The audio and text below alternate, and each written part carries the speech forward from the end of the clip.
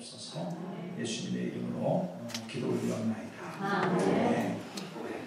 우리 주님 사랑하시면 크게 한번 아멘 합시다. 하나님의 특별하신 은혜가 2017년도 12월 오늘 이 자리까지 여러분의 인생 속에 개입하시고 붙들어주셔서 오늘 이렇게 예배드리게 되는 그때 시간이 된 줄로 믿습니다. 생각해보면 오늘 요나서를 통해서 한 해를 마감하게 되어지게 되고 또 귀한 은혜의 말씀을 적용해보면서 내 자신을 돌이켜보는 그런 귀한 시간이 되어졌습니다. 말씀을 준비하면서 받은 은혜를 내 마음, 하나님의 마음이라는 이 두 가지 주제를 서로 연결시켜가면서 오늘 요나서 3장을 통해서 우리에게 주신 말씀을 함께 나누고자 합니다. 요나서 3장 1절은 이렇게 시작합니다. 여호와의 말씀이 두 번째로 요나에게 임하니라, 이렇게 말씀을 했습니다. 특별히 두 번째라는 말씀을 기록하고 있습니다. 이것은 여러분이 잘 아시는 바와 같이 요나서를 시작할 적에 요나서 1장 1절에 여호와의 말씀이 아미떼의 아들 요나에게 임했다, 이렇게 기록하고 있습니다. 첫 번째, 내 마음, 나의 마음은 그 말씀을 듣고 요나는 순종해서 니느웨로 간 것이 아니라 자기가 원하는 곳으로 갔습니다. 그동안 내가 하나님의 선지자로서 사역을 많이 했습니다. 그러나 이제 나도 쉴 때가 됐습니다. 더 이상 이제 하나님이 원하시는 곳에 가서 말씀을 증거하는 것에 순종할 수가 없습니다. 라고 그는 요파 항구로 내려갔고 그리고 다시스로 가는 배를 만나서 떠났습니다. 거기까지는 참 잘 된 것 같은데 하나님께서 아시는 바와 같이 큰 풍랑을 준비하셨고 그리고 큰 물고기를 준비하셨고 그래서 도망가는 요나를 끝까지 추적하셔서 그래서 이제 물고기에게 명하여 육지에 터여내게 하고 요나가 다시 육지에 와서 어떻게 할까라고 생각을 하는 가운데 여호와의 말씀이 두 번째로 요나에게 임하고 그리고 너는 일어나서 큰 성읍 니느웨로 가서 내가 네게 명한 바를 그들에게 선포하라 합니다. 두 번째 말씀을 들었을 때 요나는 순종합니다. 그리고 그 해변가에서 니느웨까지 거리가 800km입니다. 마일수로 따지면 500마일입니다. 샌안토니오에서 달라스까지 500마일이 안 돼요. 그러니까 달라스보다 더 위에 있는 거리까지 자동차 타고 갔겠습니까? 35번 고속도로가 있었겠습니까? 걸어서 산 건너, 물 건너, 계곡을 지나 그러면서 아마 한 달 이상을 걸어서 아마 니느웨로 갔을 것이라고 생각을 합니다. 많은 생각을 했을 것입니다. 한 달여 넘게 해변가에 토해낸 자기의 모습과 그리고 하나님의 말씀이 임하고 그리고 니느웨까지 걸어가는 과정 속에서 하나님 말씀 어길 수가 없구나. 어떤 방법을 쓰고 하더라도 큰 풍랑을 준비하신 하나님, 큰 물고기를 준비하신 하나님, 그분 앞에 거절할 수가 없구나 라고 하면서 그는 순종의 발걸음을 가지고 30일 이상을 생각하면서 니느웨 성에 도착을 하게 됩니다. 저는 여기에서 여호와의 말씀이 두 번째로 요나에게 임하니라 라는 말씀을 묵상하면서 그렇다.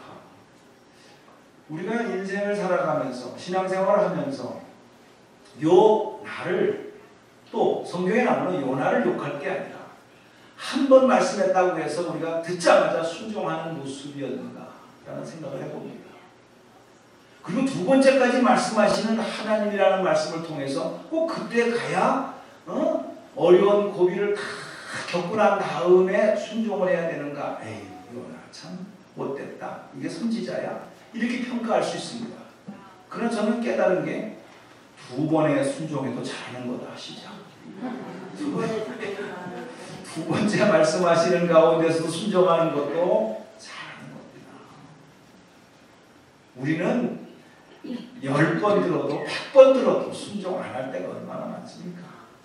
근데 두 번째 임하였는데 요나는 이 말씀을 듣고 니느웨로 갑니다. 저는 여기에서 한 번 했냐, 두 번 했냐, 10번 했냐, 100번 했냐, 그래서 그때 비로소 순종했다, 그걸 말씀드리려고 하는 것이 아니라 하나님께서 끊임없이 말씀하시는 하나님이십니다. 우리가 듣던 아니 듣던, 마음의 준비가 됐던 안 됐던 간에 택한 백성을 향하여 주시는 말씀은 오늘도 우리에게 말씀하시는 하나님이심을 믿으시기 바랍니다. 그 하나님은 살아계신 하나님이세요. 문제는 말씀하시는 하나님에 대한 의심이 아니라 그 말씀이 영적인 촉각이 세워져서 들리느냐 이거예요. 요나가 안 들려서 니느웨로 가라는 말을 다시스로 갔습니까? 내 마음이 있기 때문에 반대로 간 거예요. 여러분이 하나님의 뜻을 몰랐기 때문에 불순종함으로 다시스로 갑니까? 성경에 나오는 다시스는 스페인을 말하는 수도 있지만 또 맞지만 그러나 내 마음속에 원하는 장소, 내가 생각한 하나님, 내가 생각한 인생의 길, 누가 불렀던 것처럼 My way, 그러면서 내 길을 간다라는 거예요. 그거를 하나님 입장에서 하나님 마음으로 그래 너만 사람이냐, 너 아니면 사람 없어? 그래 가 라고 말할 수 있는 하나님이시지만 그러나 끝까지 추적하시고 풍랑을 사용하시고 큰 물고기를 사용하셔서 하나님의 사명을 감당할 수 있도록 이끄시는 하나님, 두 번째로 말씀하신 하나님, 지금도 말씀하신 하나님이 저와 여러분의 아버지심을 믿으시기 바랍니다. 문제는 지금도 끊임없이 살아계신 하나님께서 말씀하시는데 여러분의 마음속에 들리느냐 이거예요. 무슨 생각이 있어서 그 말씀하시는 하나님의 음성을 듣지 못하고 여러분은 여전히 내 마음의 생각을 가지고 갑니다. 요나는 하나님의 음성을 듣고 가라는 곳을 향해서 한 달 넘도록 생각을 하면서 걷고 있지만 여전히 그의 마음속에는 하나님에 대한 섭섭함이 있었던 것 같아요. 왜냐? 아수르의 수도 니느웨는 어떤 나라입니까? 정말 포악하고 잔인한 그런 민족으로서 성경은 나타나져 있습니다. 성경을 잠깐 보게 되면은 나훔서 3장 1절을 보게 되게 되면은 나훔이라고 하는 선지자가 니느웨 성의 별명을 이렇게 설명하고 있습니다. 나훔이라고 하는 선지자는 요나서 다음에 나오는데 3장 1절에 이렇게 표현합니다. 화 있을진저 피의 성 그 안에는 거짓이 가득하고 포악이 가득하여 탈취가 떠나지 아니하는도다 라고 하면서 나훔 선지자는 니느웨 성을 향하여 별명이 피의 성이라는 거예요. 그러니까 그냥 사람을 죽여도 죽이는 방법은 여러 가지가 있지 않습니까? 그러나 이 니느웨 사람은 얼마나 잔인하고 포악한지 사람의 스킨을 다 벗겨요. 고통을 줄 때도 죽이면서 피를 쏟고 쏟게 하면서 그렇게 잔인하게 죽이는 그런 민족이었다라고 하면서 니느웨 성을 향하여 피의 성이라고 그렇게 말을 할 정도입니다. 그 실제적인 피해를 받은 민족이 이스라엘이었거든요. 이스라엘의 선지자가 요나였거든요. 그러면 자기 민족을 괴롭히는 저 나라는 하나님의 계획 속에서 마땅히 역사의 한 페이지 속에 사라져야 되고 멸망해야 되는데 왜 나보고 가서 복음을 전하라고 합니까? 라는 그 해결되지 아니하는, 이해가 되지 아니하는 하나님의 음성 앞에 안 할 수는 없으니까 가면서 드디어 니느웨 성에 도착을 하게 됩니다. 3절을 보게 되니까 요나가 여호와의 말씀대로 일어나 니느웨로 가니라. 니느웨는 사흘 동안 걸을 만큼 하나님 앞에 큰 성읍이었더라. 고고학자들이 니느웨 성의 지금 그 유적들을 발굴하는 과정 속에서 그 둘레가 80km랍니다. 잘 안 떠오르지요. 서울이 둘레가 120km예요. 1000만이 넘게 살고 있는 서울입니다. 그 엄청난 인구입니다. 여기서 뭐 앞뒤로 구별하지 못하는 12만 명이라고 했는데 그거는 성 안에만 그렇고 그 주위에 있는 인구까지 합치면 거의 100만이 살고 있는 큰 도시가 니느웨 성이라고 말합니다. 여기서 큰 성읍이었다라는 말은 크다, 작다 그것만 말하는 것이 아니라 원문에 보게 되면 하나님의 관심이 아주 극히 관심이 집중되어져 있는 성읍이다. 이런 차원 속에서 큰 성읍이다라고 그렇게 해석을 하셔도 틀린 해석이 아닙니다. 그러니까 그 성읍을 돌려면 하루, 이틀, 사흘, 3일길이죠. 3일길이나 걸어야 될 수 있는 그 거리를 니느웨는 가서 간 요나는 4절에 요나가 그 성읍에 들어가서 하루 동안 다니며 외쳐 이르되 40일이 지나면 니느웨가 무너지리라 했다. 이렇게 전합니다. 하루만 봅니다.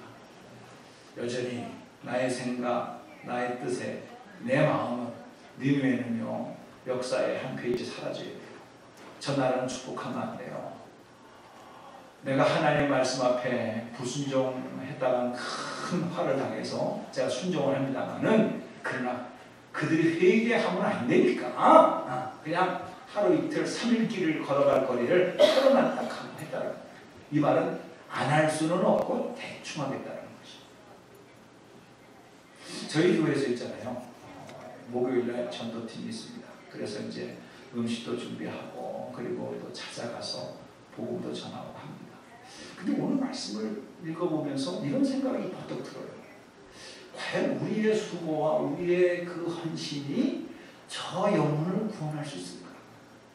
이런 의문을 갖게 되는 대목이 나오게 됩니다. 왜 그러냐 하면 복음을 전하는 것도 아니고 저주에 가까운 말을 한 거예요. 너희들 40일이 지나면 이 니느웨가 망해!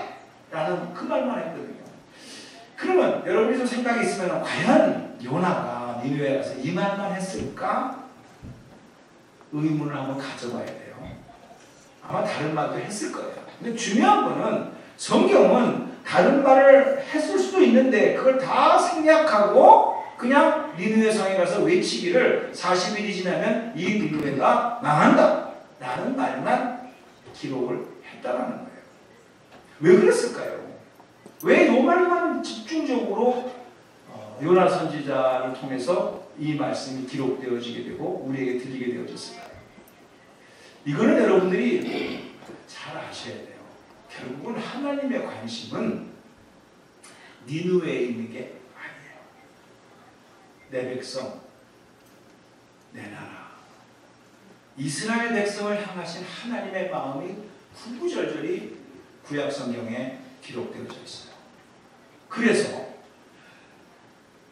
그들이 때로는 하나님을 잘 섬기기도 했지만은 잠시 하나님의 뜻을 떠나서 살아가게 될 때 하나님께서 내버려 두지 아니하시고 사사기를 통해서 또 뭐 열왕기상, 사무엘상을 통해서 많은 선지자를 통해서 돌아보라고 하나님 말씀을 대언했어요. 근데 그들이 돌아오질 않았어요. 우리가 어때서? 우리는 하나님께서 택한 백성이야. 그리고 우리는 제사를 드려.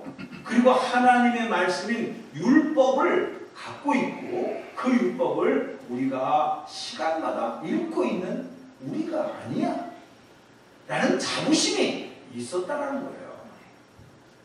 그러니까 잘 보세요. 그들을 향하여 예수님께서 화 있을진저 그러면서 계속해서 말씀을 경고해도 유대인들이 바리새인들이 제사장들이 그 말씀을 듣고 회개했다는 말이 없어요.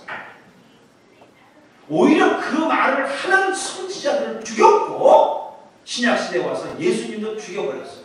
그것은 왜 그랬을까요? 저 말은 우리에게 해당되는 말이 아니야. 우리는 제사를 드려. 오늘식으로 말하면 우리는 예배를 드려. 주일날 그래도 우리가 교회에 와서 예배를 드려 하나님 말씀을 계속 통독을 하지 않지만 그래도 한 번은 읽어봤어. 이런 자부심이 있는 거예요. 유대인들에게. 하나님이 우리를 택했다라는 거예요. 그것 때문에 우리가 아무리 죄를 졌다 할지라도 하나님께서 다 용서하신 것이고, 돌아오라 돌아오라 하는 것은 나에게 주시는 말씀이 아니라 저 이방 사람들에게 주는 말씀이다 라고 생각을 하고 그들은 그 말씀을 들을 때 배척했어요. 그런데 오늘 니느웨를 보세요. 너희들은 지금 말씀을 못 들어서가 아니라 말씀을 듣고 수많은 워닝 사인을 줬음에도 불구하고 안 돌아오는 이유는 너희들 나름대로의 자부심이 있어서 그런데, 니느웨 사람들을 봐라. 말 같지도 않은 말을 들었을 때 그들이 이 말을 듣자마자 금식을 선포하고 화려한 옷을 벗고 굵은 베옷을 입고 그리고 제 가운데에서 울어앉아서 금식하며 회개 기도를 한 이들을 봐라. 보라는 거예요.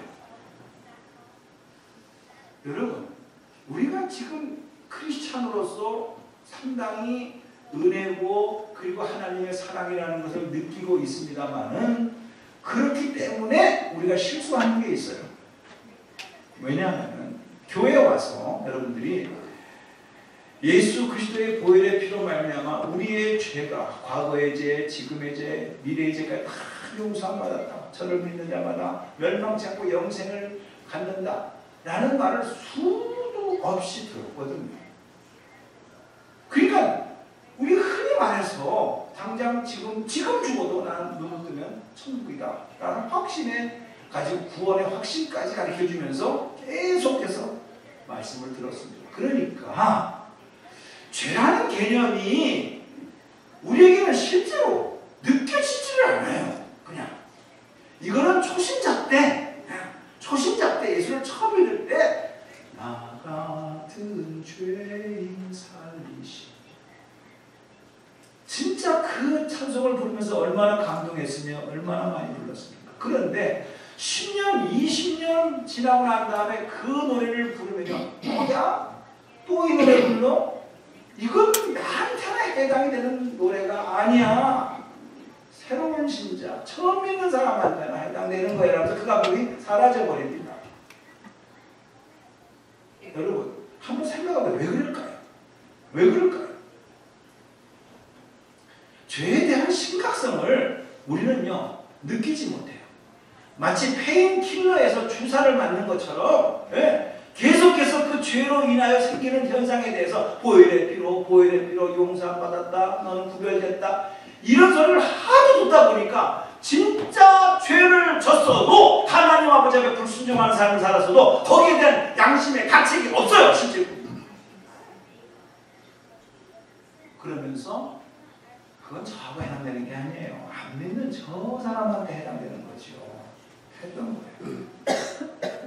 근데 하나님은 니느웨를 보라는 진짜 악독하고 잔인한 그 민족 속에서 말 같지도 않은 말을 한마디 딱 들었다 이거예요. 그것도 사흘길이나 되는 넓은 길을 하루만 돌아다니면서 니들 믿고 말레말한 멸망할 민족들아 하면서 40일 후에 너희들이 무너질 것이다 라는 말 한마디에 왕으로부터 시작해서 짐승까지 금식하며 선포하면서 그러면서 진짜 자기의 죄에 대한 그 잔악함과 그 잔인함과 얼마나 자기가 행한 일이 정말 하나님 것이 악하다는 사실을 깨달을 때 그들은 금식하면서 하나님께 매달랐다라고 니느웨를 샘플로 보여주는 거예요. 그러면서 이스라엘 백성들아 너희들은 어떠냐는 거예요.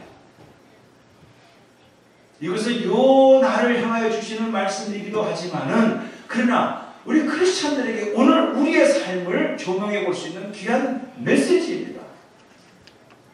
여러분은 무엇 때문에 안위합니까? 무엇 때문에 평강이 있다고 말합니까? 예수의 보혈의 피로 평강의 왕으로 오신 주님 때문에 그분이 나의 삶을 다스리기 때문에 그건 다 바이블 스터디 시간에 배우는 거예요. 그러나 여러분의 실질적인 삶 속에서 실수가 됐던 본의 아니게 됐던 환경이 됐던 어쩔 수 없이 됐던 습관으로 그러든 간에 진짜 하나님께서 기뻐하시지 않는 일을 하게 될 때 죄책감이 있습니까? 거기에 대한 아픔이 있습니까? 거기에 대한 진짜 하나님의 마음을 가지고 이런 문제를 가지고 주님이 돌아가셨는데 그 엄청난 고통 속에서 해결하시기 위해서 그 십자가를 친히 지셨는데 내가 또 무엇을 내 스스로 주님에게 무엇을 바라야 되냐면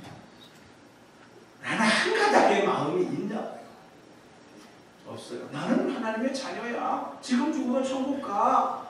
라고 하면서 스스로 자유하면서 생각하는 우리의 모습은 없느냐를 보여주시고자 하는 오늘의 내용입니다. 사랑하는 성도님들, 저는 여기에서 이런 생각을 해봅니다. 여러분이 잘 아시는 누가복음 15장에서 집을 나간 둘째 아들이 이제 망하고 먹을 것도 없고 흉년이 들어서 돼지 열매도 먹다가 그것도 없어서 아버지를 생각하게 되었다. 이제 그 얘기 잘 아시지 않습니까? 여기에서 우리가 보는 각도에서 그래도 아버지 앞에 회개하고 돌아오는 둘째 아들 참 기특도 하고 좋습니다. 그런데 놓치지 말아야 될 것은 기다리는 아버지가 없다면 어떻게 됐을까요? 우리 흔히 드라마에서라든가 뭐 이렇게 이런 소리 들어봤죠. 너 그렇게 행동하다가 내 호적에 속하다. 다시는 우리 동네 입구에도 들어오지 마. 우리 집에도 오지 마. 너하고 나하고는 남이야. 라고 헤어졌다 이거예요. 혈기에 객기에 그래요? 난 나갈게. 하고서 나갔어요. 나가서 많은 세월이 흐른 다음에 그래도 부모님이 생각이 나서 그래도 한번 가야지 라고 생각을 하고 갔는데 기다리는 아버지가 없다면 안 계시다면 오다가 끝까지 갈 수가 없었을 거예요. 그러나 기다리는 아버지가 있다고 믿는 순간에는 둘째 아들은 끝까지 집까지 갈 수가 있었다. 뭐가 문제입니까? 회개했던 그 둘째 아들이 이슈가 되는 겁니까? 기다리는 아버지가 이슈가 되어야 됩니까? 스토리가 어떻게 전개가 되어야 됩니까? 기다리는 아버지가 먼저 계셔야 되는 거예요. 그래야 회개도 연결될 수가 있는 거예요. 우리는 이거를 놓쳐요. 우리가 예배를 드리는 건 너무나 감사합니다. 회개하는 건 너무나 감사합니다. 어떻게 드린 물질인데 드릴 수 있는 믿음 아무나 갖는 거 아닙니다. 너무나 귀하고 너무나 소중하고 정말 눈물 겹도록 감사한 일인데 혹시 여러분들이 그 예물을 드리면서 나는 이 정도입니다. 예배를 드리면서 나는 그래도 교회가 왔습니다. 교회 와서 헌신하면서 나는 그래도 이렇게 하고 수고를 합니다. 라는 자부심 때문에 진짜 이 모든 것을 받아주시는 기다려주시는 아버지를 잊어버리고 내가 이 정도 했으니까 이 정도 하는 거지. 이 정도 내가 했으니까 이 정도 복을 받을 만한 것이죠. 라는 생각이 있었다고 한다면 바로 그 마음이 예수님께서 오셔서 화했을진지. 누구 보고 한 말이에요? 유대인들 보고 한 말이에요. 누구 보고 한 말이에요? 제사장들, 바리새인들, 사두개인들 보고 한 말이에요. 종교 지도자들을 향해서 주시는 말씀이었어요. 오늘 말은 우리들에게 주시는 말씀이었어요. 너희들이 행여나 제사를 드린다, 예물을 드린다, 뭐 금식기도를 한다. 이것 때문에 모든 것이 다 해결되고 남이 나에게는 해당되는 말씀이 아니다. 라는 식으로 신앙생활을 한다면 그 속에는 하나님이 안 계시다. 너의 공로, 너의 생각만이 가득 찬 신앙생활. 그런 니느웨를 봐라. 그들은 전혀 하나님과 상관도 없고 그리고 알지도 못했던 사람들인데 그 한마디에 양심이 찔렸든지 성령이 역사했든지 간에 지금 이런 현상으로 나타나는 거 여러분 어떻게 해석을 하시겠습니까? 그래서 깨닫습니다. 이게 하나님의 은혜입니다. 비슷한 사건이 있습니다. 여러분도 아시는 바와 같이 출애굽을 보게 되면 출애굽기를 보게 되면 모세를 부르신 거와 요나를 부르신 게 비슷해요. 떨기나무 가운데서 모세를 부르셔서 저기도요. 모세가 처음부터 간다고 안 그랬어요. 나는 이 복보전 사역다 보내 말하는 자를 보내서 하고 계속해서 이제 반항을 합니다. 그러니까 하나님께서 아론까지 붙여주면서 가라. 그래서 가지 않습니까? 갔습니다. 요나도 처음에 가라고 했을 때 안 갑니다. 도망가는 걸 이용을 해가지고 다시 순종하게 만듭니다. 그리고 모세는 애굽의 바로왕으로 갔고 요나는 아수르의 수도인 니느웨로 갔습니다. 그런데 니느웨는요, 말 같지도 않은 말을 갖다가 그것도 하루길만 돌면서 선포했는데 영적인 부흥이 일어나서 온 나라가, 온 수도가 막 금식하며 회개운동이 일어나면서 진짜 하나님께서 오늘 말씀하신 것처럼 내리고자 하는 재앙을 뜻을 돌이켜서 안 내리게 했다는 거예요. 근데 바로 왕은 어떻게 됐어요? 첫 번째, 두 번째, 세 번째, 10번째 재앙을 할 때까지 계속 버티는 거예요. 그것도 뭐 자기가 회개해서 보낸 게 아니라 어쩔 수 없으니까, 죽게 생겼으니까 보낸 거죠. 그럼 우리는요 이렇게 해석합니다. 바로는 나쁜 놈, 니느웨는 괜찮은 놈. 우리는 그렇게 판단하고 그냥 쉽게 넘어가요. 그럼 우리 마음이에요. 근데 성경을 잘 보세요. 다시 보세요. 하나님 입장에서 볼 적에는 바로 왕이나 니느웨의 왕이나 그놈이. 근데 누구에는 은혜를 주시고 누구에는 뻗치게 강팍한 마음이 있어가지고 계속해서 하나님을 대적하면서 10가지의 재앙을 완전히 다 받고 난 다음에 항복해가지고, 그것도 완전히 항복한 거 아니잖아요. 홍해바다에서 특공대까지 보내가지고 쫓아가는 바로의 왕을 보게 되면 회개했다고 볼 수도 없죠. 그런데 바로는 애국은 그렇게 해서 망했고 니느웨는 이 순간은 모면했다는 말이죠. 저는 여기에서 이 사실을 깨달아야 돼요. 누가 바로고 누가 니느웨고 이걸 여러분이 판단하면 안 돼요. 아, 내가 나된 모습이, 나도 안 믿는 저 사람이나 교회 나오는 나랑 마찬가지인데, 바로 왕이나 니느웨 왕이나 마찬가지인 것처럼 마찬가지인데, 하나님께서 이 니느웨 성에 은혜를 주셔가지고 회개하게 하시고, 나도 마찬가지였는데 어느 날 그의 음성이 들려지게 되어졌고, 누구는 10번의 사인을 줬어도 안 들려져가지고 끝까지 버티는 바로왕 스타일도 있는데, 한 번 하루길에 들려진 말이 온 백성이 들려지게 되고, 그렇게 되면 안 되겠다는 것이 깨달아지는 순간에 금식하면서 회개했던 것은 나의 의가 아니라 하나님의 은혜였구나. 이럴 때 우리가 진짜 신앙의 본질이 나오는 거예요. 근데 우리의 약점은 좋은 점도 있지만, 우리가 단임당하는 것 때문에, 우리가 헌신한다는 것 때문에, 우리가 헌금을 드린다는 것 때문에, 그것 때문에 오히려 진짜 죄악이 죄악같이 느껴지지도 않고 들려지지도 않고, 이 정도면 됐잖아요, 그래도 괜찮잖아요 라는 식으로 자기의 행위를 가지고 공로로 생각하면서 하니까 진짜 하나님 말씀이 안 들리는 거예요. 그래서 하나님이 10가지의 재앙을 내렸어도 버티는 거예요. 누가 바로입니까?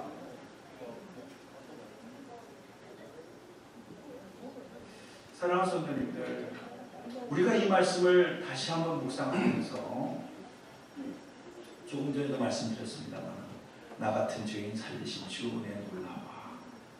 참 여러분도 사랑하고 저도 이 노래 부르면서 안 물어본 사람이 없어요.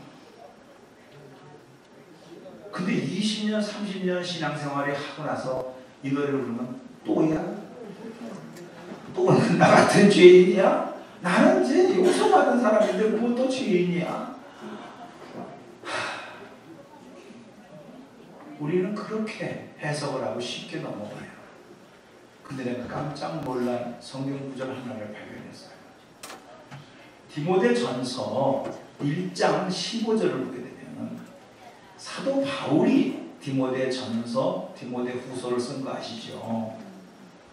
물론 사도 바울이 그것만 쓴 게 아니라 12권, 신약의 12권이나 13권을 썼다고 그렇게 학자들은 말하고 있는데, 디모데전서와 디모데후서는 사도 바울이 거의 순교할 즈음 마지막으로 쓴 편지다 라고 그렇게 우리가 알고 있어요. 실제로 그렇습니다. 디모데후서는 마지막으로 쓴 편지예요. 그러니까 디모데전서도 거의 비슷하죠. 그러니까 사도 바울이 거의 이제 신앙의 경륜 속에서 무일대로 무르익고 성숙되어지고 진짜 다메섹 도상에서 주님을 내가 주를 처음 만났을 때 그 첫사랑의 감격이 아니라 많은 고난과 역경을 통해서 성숙되어지고 더 성숙되어진 마음에서 하나님 아버지 앞에 고백되어진 구절이 하나 있었으니 디모데전서 1장 15절에 나는 죄인 중에 괴수다라고 얘기했어요. 언제?